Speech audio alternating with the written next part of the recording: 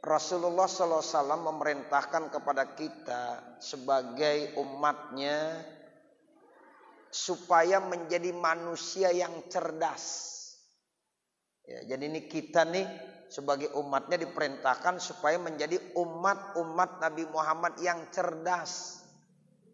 Nah, bagaimana untuk mendapatkan kita ini dikategorikan sebagai umat Nabi yang cerdas? Ada kiat-kiat yang harus kita laksanakan. Di kitab yang mungkin saudara juga pernah baca kali. Saya ambil dari kitab Nuruz Zolam, buah karya daripada Imam An-Nawawi Al-Bantani At-Tanara.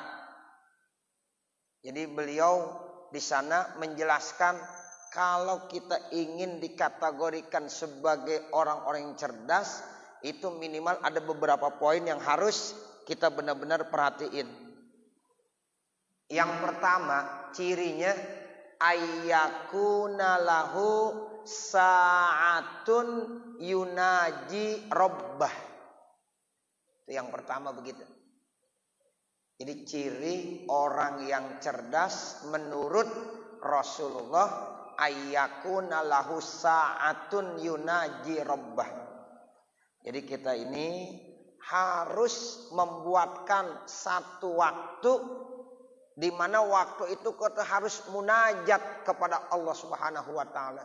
Jadi kita harus siapkan waktu kita untuk munajat kepada Allah Subhanahu wa taala. Allah telah ciptakan sehari semalam itu 24 jam. Siang, malam itu jumlahnya semuanya ada 24 jam. Nah, bagaimana kita bisa membagi waktu kita dari 24 jam itu harus kita buatkan yang namanya sa'atun yunaji rabbah. Kita harus membuatkan waktu sehingga kita bisa munajat kepada Allah Subhanahu wa taala. Sebab ada orang-orang yang memang mengisi waktunya itu ya enggak diperhatiin. 24 jam kadang-kadang ada yang gunakan waktunya dengan hal-hal yang tidak manfaat. Sehingga nanti di hari kiamat itu dijelaskan ada yang berbentuk nur, ada yang berbentuk mazlamah, ada yang berbentuk cahaya, ada yang berbentuk kegelapan. Kalau orang-orang yang selalu waktu-waktunya diisi dengan amal-amal kebaikan itu Bapak Saudara biasanya nanti akan berbentuk cahaya. Tapi kalau yang tidak diisi dengan amal-amal kebaikan, amal-amal yang positif itu akan berbentuk mazlamah, kegelapan. Nah, makanya kita nih harus bisa membuatkan waktu kita munajat kepada Allah. Disitulah rahasianya kenapa Allah dalam 24 jam ini membuatkan waktu namanya sholat yang 5 waktu. Sholat yang 5 waktu, ada waktu zuhur, ada waktu asar, ada waktu maghrib, ada waktu isya, ada waktu subuh. Nah, di saat-saat itulah kita nggak boleh tidak. Pokoknya di waktu-waktu itu harus tanggap dan kita harus melapor diri kita kepada Allah untuk munajat kepada Allah Subhanahu wa taala. Pada saat terdengar suara azan zuhur, hayya 'alas shalah, hayya 'alal falah. Itu apapun pekerjaan yang sedang kita kerjakan, kalau bisa kita tinggalkan dulu. Karena itu kita udah dipanggil sama Allah. Itu pada saat ya muazin bilang hayya 'alas shalah, hayya 'alal falah, sebenarnya itu panggilan dari Allah. Jadi kita disuruh ya untuk munajat kepada Allah. Kita disuruh mendekat kepada Allah. Kita disuruh melapor diri kepada Allah Subhanahu wa taala. Tar waktu asar begitu juga. Waktu maghrib seperti itu. Waktu isya, bahkan waktu subuh seperti itu. Bahkan orang-orang yang cerdas itu Bapak Saudara, dia tidak cukup tuh dengan melaksanakan sholat yang 5 waktu. Dibuat lagi waktu-waktu khusus. Di waktu malam hari, jam 3 dini hari, jam 3:30 dini hari, dia udah bangun.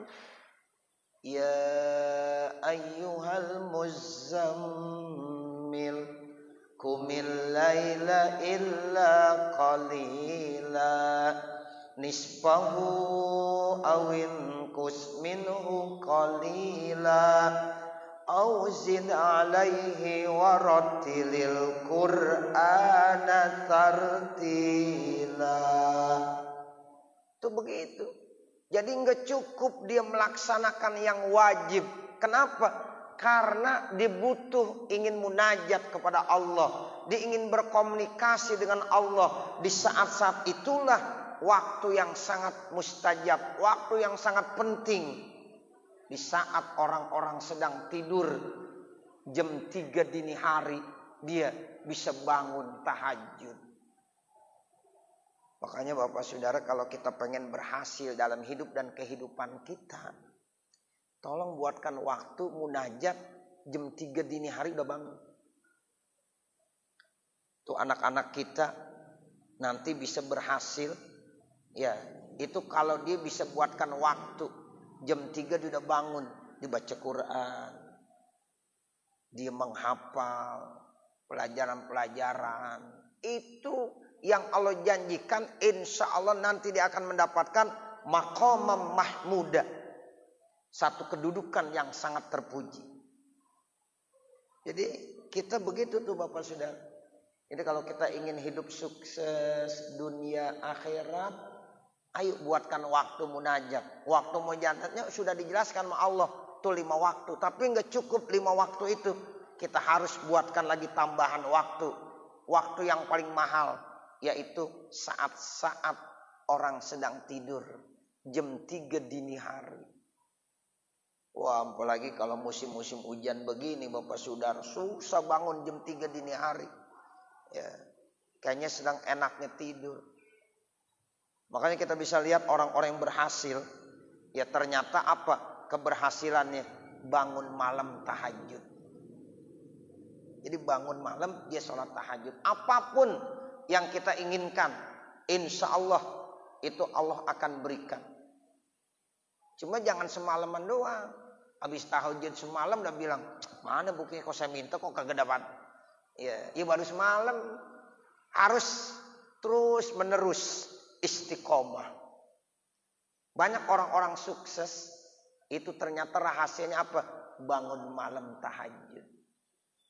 Ada yang bilang, Ustaz, alhamdulillah saya tiap malam bangun. Ngapain? Kencing. Habis kencing tidur lagi. Ya. Ada juga yang bangun malam nonton bola. Kalau giran bola tuh, ya jam 3 dia bisa bangun, jam 3:30 dia bisa bangun. Ya, cuma untuk nonton bola doang. Habis itu dia enggak bangun malam lagi.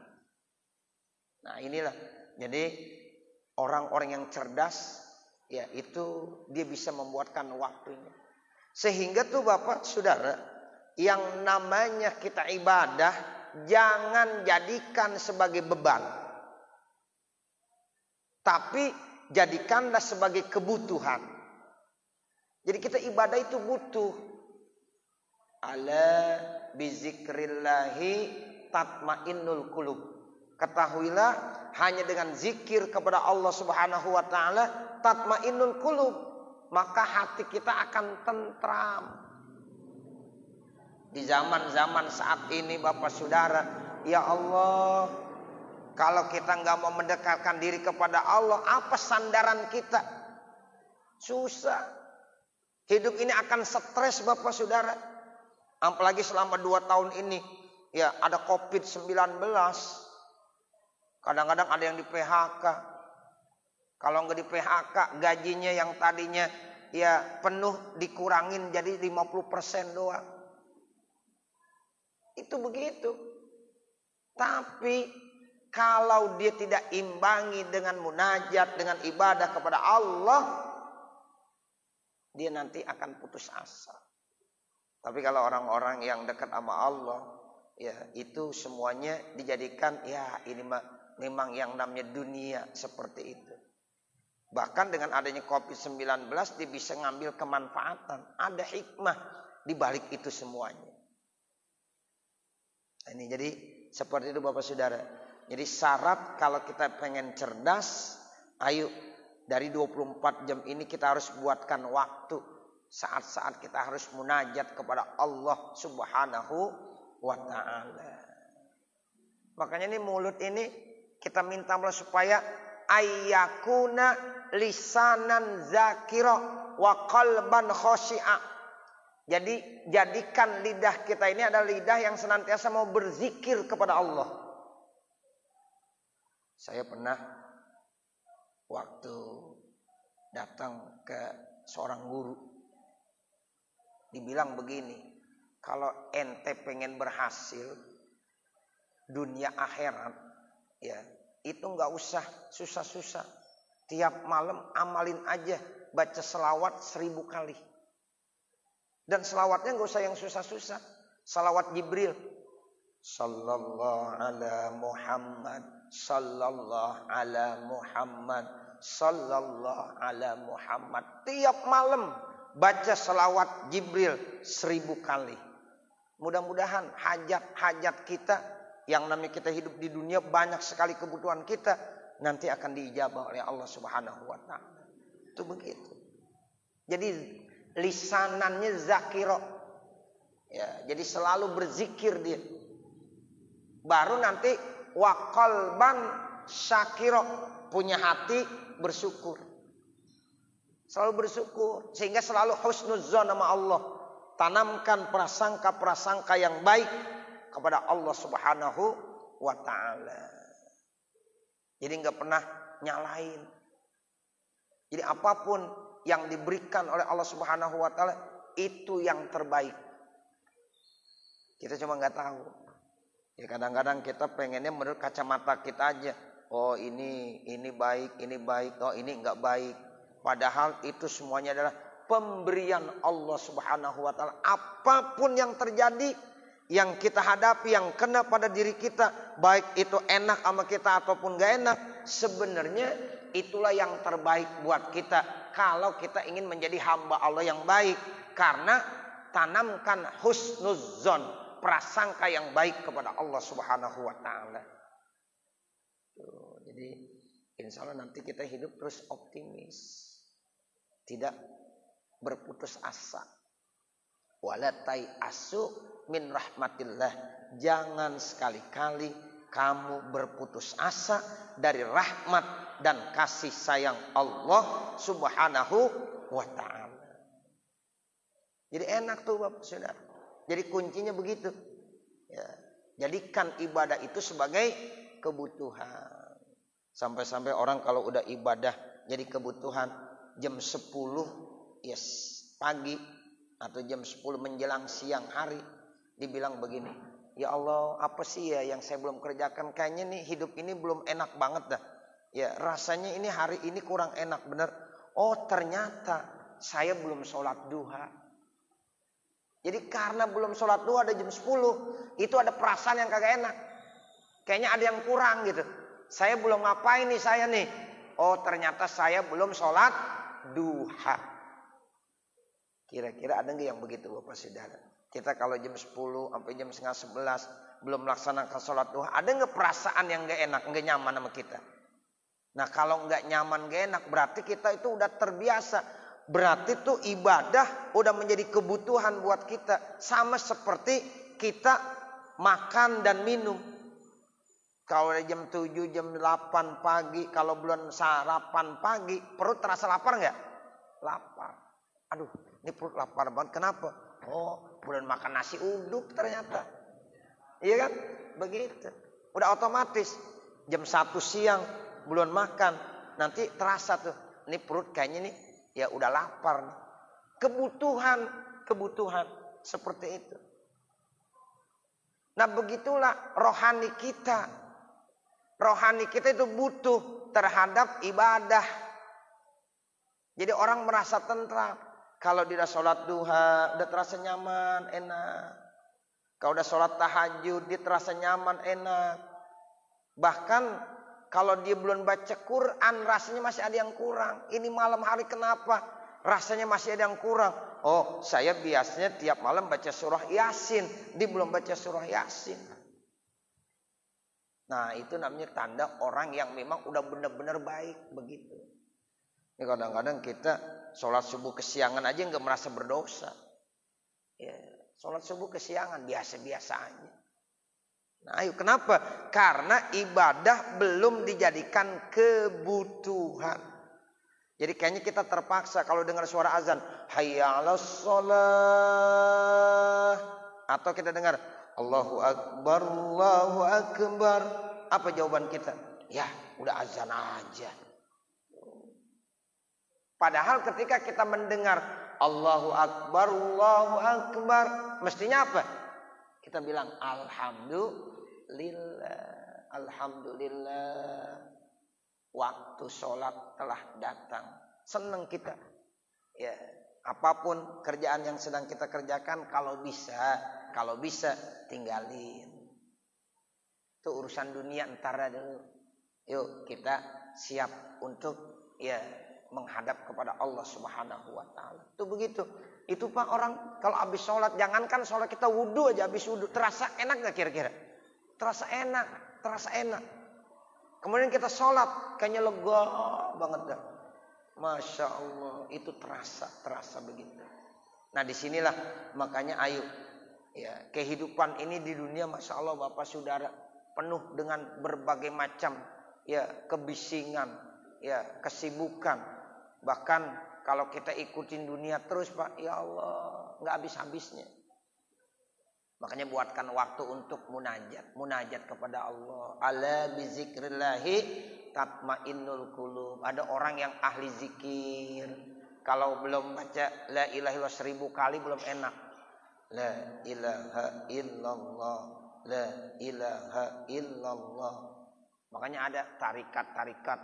Ya, nanti ada orang yang ngikutin tarikat Tijaniyah. Ya, ada yang ngikutin tarikat Qadariyah. Ya, tarikat Syatariyah. Itu rata-rata semuanya zikir, jalan ingin menuju kepada Allah Subhanahu wa taala. Nah, begitu. Ya. Nah, yang kedua, syarat orang yang dikatakan cerdas menurut Rasulullah apalagi ayyakuna lahu sa'atun yuhasibu nafsah.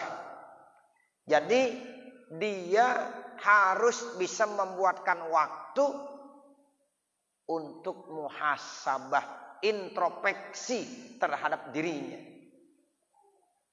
Di samping kita udah munajat tuh, udah buatkan waktu-waktu, sekarang ada lagi yang enggak kalah pentingnya. Di 24 jam itu mesti kita buatkan waktu untuk muhasabah, introspeksi, evaluasi diri, introspeksi diri. Sehingga insya Allah nanti kita ini ya sudah mengintrospeksi diri kita sebelum diintrospeksi sama Allah. Hasibu anfusakum qabla an tuhasabu. Kan begitu ya? Ya, hasibu anfusakum qabla an tuhasabu. Jadi muhasabalah kalian terhadap diri kalian. Evaluasi diri kita dulu. Qabla an tuhasabu, sebelum nanti kamu akan dievaluasi oleh Allah Subhanahu wa taala. Minimal tuh kalau mau tidur, Pak. Kita kalau mau tidur tuh ya minimal kita yuk introspeksi. Tadi saya mulai dari bangun tidur, apa sih yang saya kerjakan? Oh, ternyata saya bangun tidur jam 3, jam setengah 4, jam 4. Sehingga saya masih bisa sholat tahajud, saya masih bisa sholat witir. Kemudian saya bisa sholat subuh berjamaah. Setelah itu saya bisa baca wirdul latif. Saya bisa baca ratibul haddad. Saya bisa baca ratib al-attos.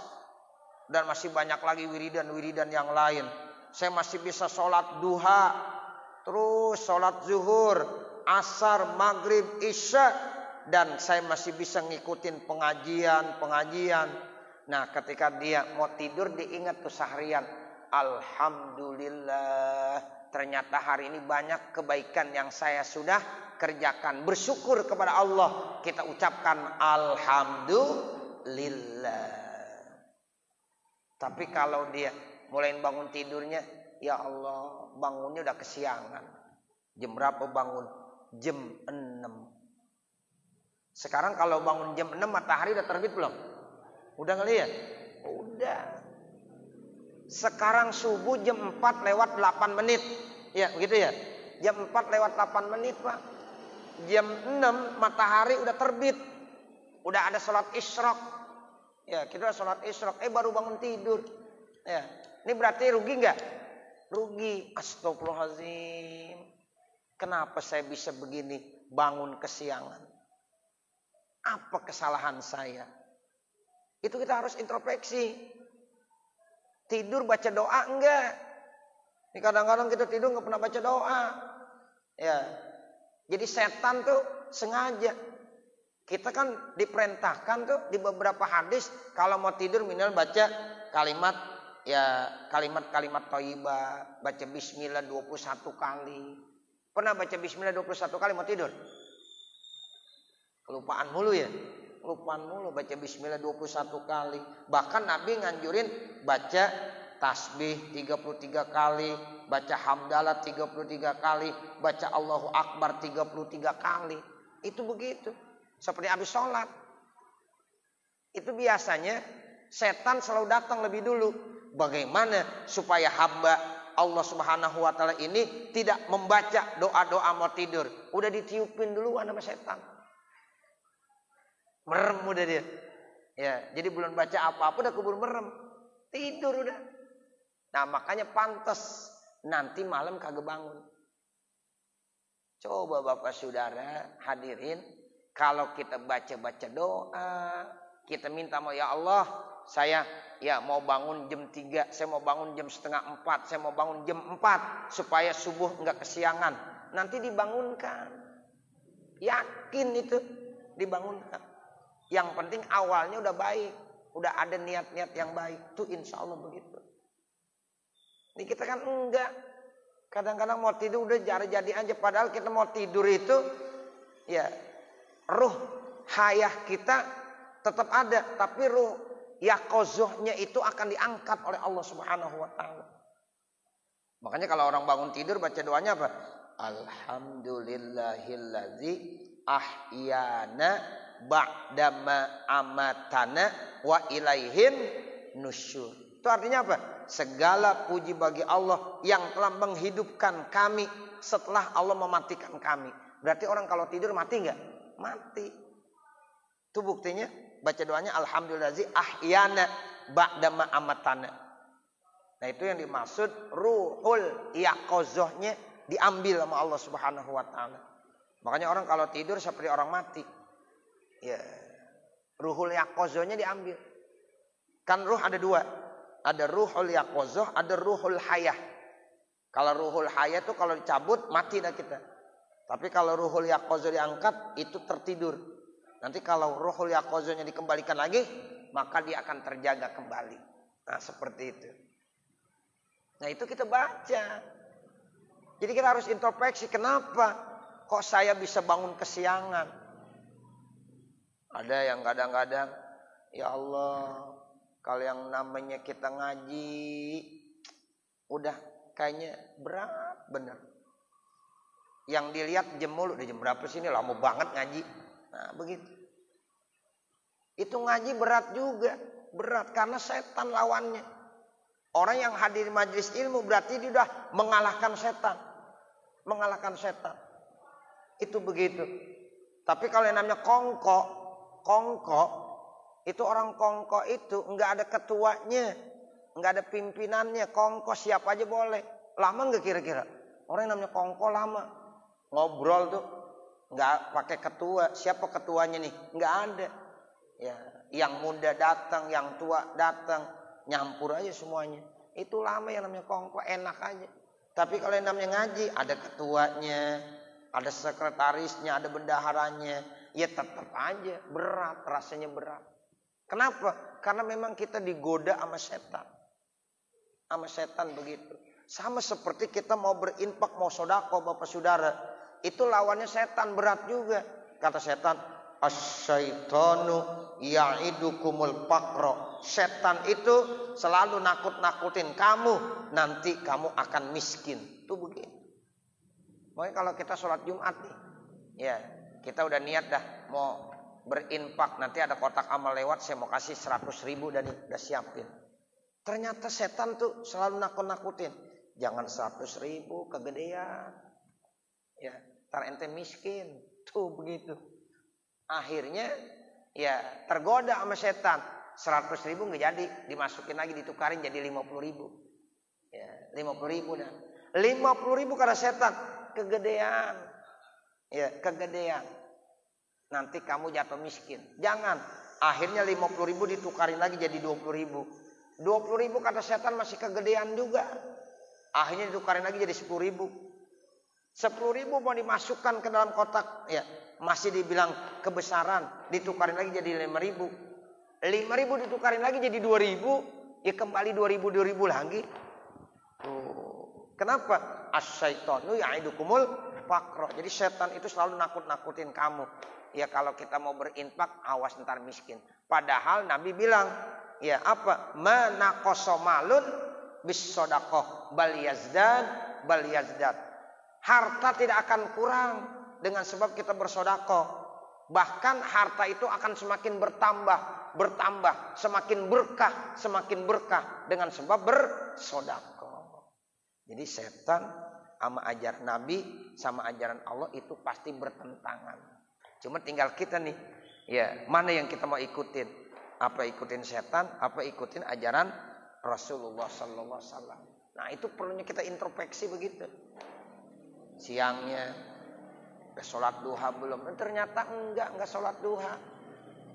Sampai sore, malam, enggak ada kebaikan-kebaikan yang dilakukan. Nah apa penyebabnya?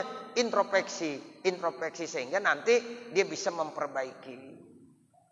Ya Allah Bapak Saudara, orang tuh kalau udah introspeksi, nanti dia tidak bisa ngelihat lagi keaiban orang lain. Sehingga dia ngurusin keaiban dirinya sendiri. Dia sibuk untuk ngurusin dirinya sendiri. Dia nggak mau tuh menceritakan keaiban-keaiban orang lain. Kenapa? Karena dia dikasih basirah oleh Allah untuk melihat kekurangan dirinya sendiri. Sehingga tidak mampu dia bisa ngelihat kekurangan orang lain. Kadang-kadang kita orang lain mulu yang kita nilai. Si A tuh begitu, si B tuh begitu. Nah sementara kita sendiri, kita tuh nggak tahu, nggak bisa menilainya. Nah inilah perlunya muhasabah, introspeksi. Introspeksi itu harus tiap hari, muhasabah harus tiap hari. Sehingga nanti kalau ada kekurangan kita cepat ya perbaiki. Kalau ada perbuatan dosa habis kita lakukan, cepat istighfar. Astaghfirullahaladzim, astaghfirullahaladzim. Begitu. Ya. Kalau dia sudah melakukan kebaikan, maka otomatis dibilang alhamdulillah. Sehingga hari itu juga dia bisa perbaiki. Jangan seminggu baru introspeksi kelupaan, apalagi sebulan baru muhasabah, apalagi setahun baru introspeksi. Ya udah banyak yang lupa. Nah itu jangan. Ya, itu begitu Bapak Saudara. Nah makanya ayo kita buatkan waktu ya untuk muhasabah. Jadi saya kira ini aja kali dua nih. Pertama, ayo kita buatkan waktu untuk munajat kepada Allah. Kemudian yang kedua, buatkan waktu untuk muhasabah. Sehingga kalau ini ada waktu-waktu ini, nanti ada lagi waktu-waktu yang lain. Ya, tapi mengingat waktu, ya saya pikir ini saya sampaikan dua saja. Ya, mari sebagai hamba Allah yang cerdas dalam waktu yang 24 jam ini kita gunakan untuk hal-hal yang positif. Pertama, kita munajat kepada Allah. Yang kedua, gunakan waktu untuk muhasabah. Ya. Nah, nanti ada lagi waktu bagaimana kita untuk ya bekerja. Ya, waktunya kerja silakan, mencari ma'isyah silakan. Nanti ada lagi waktu untuk kumpul bersama dengan keluarga. Kapan waktunya kumpul bersama keluarga? Kumpul dengan istri, kumpul dengan anak-anak. Ada waktunya juga. Nah inilah kita harus bisa membagi. Sehingga 24 jam ini benar-benar dimanfaatkan dengan sebaik-baiknya. Waktu tidurnya pun harus diatur dengan baik. Ya, jangan kita tidur menu kesehatan tidur 8 jam. Benar-benar diamalin 8 jam. Tidur jam 10, 8 jam. Jam 10, jam 11, jam 12, jam 1, jam 2, jam 3, jam 4, jam 5, jam 6. Jam 6 baru bangun. Ya, karena 8 jam katanya. Enggak bener ini. Ya, tidur mah enggak usah banyak-banyak. Ya, yang penting kita benar-benar ya nyenyak tidur, walaupun kita tidur jam 10, jam 3 kita udah bangun, itu sehat. Insya Allah. Ya, kan kadang-kadang tidur qailulahnya orang-orang setengah jam qailulah, di tidurnya 3 jam. Ya. Itu kalau dalam ilmu tasawuf qailulah itu pan jam 11. Kalau mau tidur qailulah jam 11 sampai jam setengah 12. Setengah 12 dibangun di sholat zuhur. Ini kita enggak, qailulahnya habis makan siang. Ya, jam 1 tidur, jam 4 baru bangun. Ya, ntar malam sholat tahajud enggak. Ya, padahal orang qailulah itu persiapan untuk bangun malam. Sama seperti kita makan sahur, persiapan untuk puasa. Nah, orang yang qailulah itu persiapan buat malam hari supaya dia bisa tahajud. Jadi artinya ini waktu jangan kita gunakan buat tidur mulu, sayang. Ya, nanti kita ditanya sama malaikat, wah ternyata dikasih usia 60 tahun, isinya tidur semuanya. Jangan. Nggak cerdas berarti kita. Ada lagi yang diperiksa sama malaikat, ya Allah ternyata orang ini dikasih usia hidup 60 tahun, isinya mancing mulu. Ya, mancing mulu kerjaannya. Ya, Sabtu mancing, Minggu mancing, isi amal-amalnya mancing semuanya. Nah, ini berarti orang kagak cerdas. Jadi ayo kita bagi waktu dengan sebaik-baiknya. Mudah-mudahan Allah Subhanahu wa taala senantiasa memberikan yang terbaik buat kita semuanya. Amin ya rabbal alamin. Saya kira ini kali Bapak Saudara sebagai bentuk silaturahim. Ya, mudah-mudahan dengan silaturahim Allah panjangkan umur kita ya, dan Allah luaskan rezeki kita. Amin ya rabbal alamin. Saya kira ya apa yang saya sampaikan ini mudah-mudahan ada manfaatnya, khususnya untuk pribadi saya dan juga mudah-mudahan buat para hadirin jamaah sekalian. Oh, begitu. Mari sama-sama kita tutup dengan pembacaan doa. Ya, mudah-mudahan ya apa yang kita laksanakan ya semuanya dicatat sebagai amal solih kita. Al-Fatihah latil kaniyah wa ila hadratin Nabi Muhammadin sallallahu alaihi wasallam. Al-Fatihah. A'udzu billahi minasyaitonir rajim. Bismillahirrahmanirrahim. Alhamdulillahirabbil alamin. Arrahmanir rahim. Maliki yaumiddin. Iyyaka na'budu wa iyyaka nasta'in. Ihdinas siratal mustaqim. Siratal ladzina an'amta 'alaihim ghairil maghdubi 'alaihim waladdallin. Rabbi ighfirli wa liwalidayya amin. Bismillahirrahmanirrahim. Alhamdulillahi rabbil alamin. Hamdan yuwaffi ni'amahu wa yukafi mazidah. Ya Rabbana lakal hamdu wa lakas syukru kama yanbaghi li jalali wajhikal karim wa li 'azimi sultanik. Allahumma salli ala sayyidina Muhammad wa ala ali sayyidina Muhammad. Allahumma salli ala sayyidina Muhammad ibn Abdillah al-qaimi bihuquqillah ma daqat illa wa farrajahallah. Allahumma asrah lana sudurana wa yassir lana umurana warham amwatana washfi mardana waqdi hawaijana wahtim bisolihati a'malana birahmatika ya arhamar rahimin. Rabbana atina fid dunya hasanah wa fil akhirati hasanah wa qina adzabannar. Wa sallallahu ala sayyidina Muhammadin wa ala alihi wa sahbihi wa sallam. Walhamdulillahi rabbil alamin. Wassalamualaikum warahmatullahi wabarakatuh.